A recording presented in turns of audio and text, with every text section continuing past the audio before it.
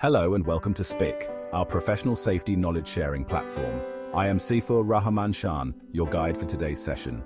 OSHA 30-hour construction course, Module 5, Health Hazards in Construction. Today, we will continue our exploration of the OSHA 30-hour construction course, which is structured into 21 modules. On this fifth day of our 21-day journey, we will delve into Module 5, Health Hazards in Construction. It's about understanding the risks so you can protect yourself and your crew. Just like you wouldn't walk on a job site without your hard hat, you shouldn't work a day without knowing the health risks involved. Let's face it, construction involves a lot of chemicals. We're talking about paints, solvents, adhesives, you name it. These chemicals might help get the job done, but they can also pose serious health risks if not handled properly.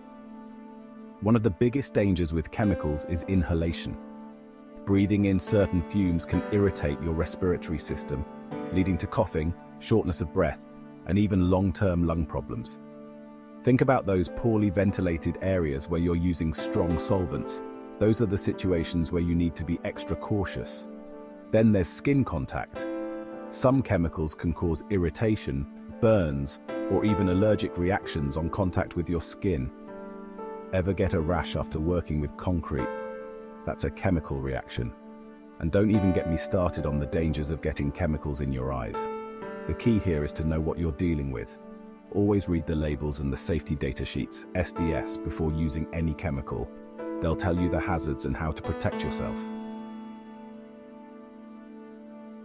Physical hazards are the more obvious dangers on a construction site. These are the things that can cause immediate injuries, like falls, being struck by objects, or getting caught in machinery. It's the nature of the beast. Construction is a physically demanding job. Noise is a major issue.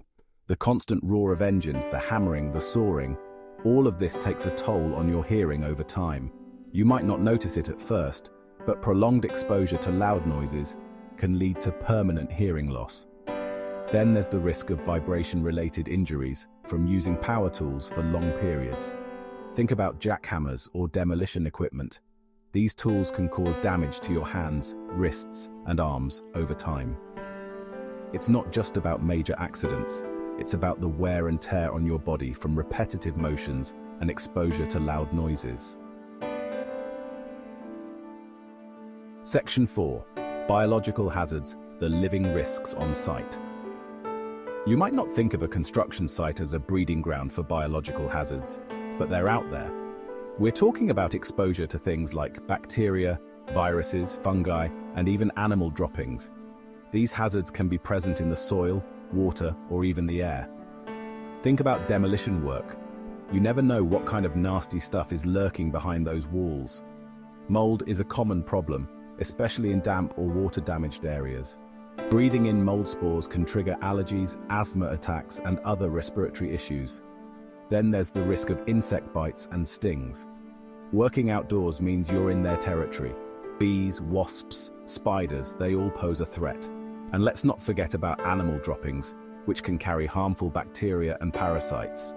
Always wear appropriate protective clothing, like gloves and masks, when dealing with potentially contaminated materials. Section 5. Ergonomic hazards, the strain of construction work.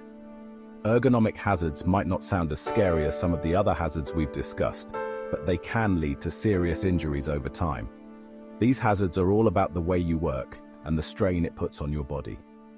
Think about all the heavy lifting, awkward postures, and repetitive motions involved in construction work. Over time, these activities can take a toll on your muscles, joints, and tendons, leading to musculoskeletal disorders, MSDs. Back injuries are incredibly common in this line of work, as are problems with shoulders, knees, and wrists. It's not just about one heavy lift. It's about the cumulative effect of all those repetitive motions day after day. The key to preventing ergonomic hazards is to work smarter, not harder. Use proper lifting techniques, take breaks when you need them, and try to vary your tasks throughout the day. Section 6. Protecting yourself and others. Knowledge is your best tool. We've covered a lot of ground here, from chemical hazards to ergonomic risks. But remember, this ain't about memorizing a bunch of rules.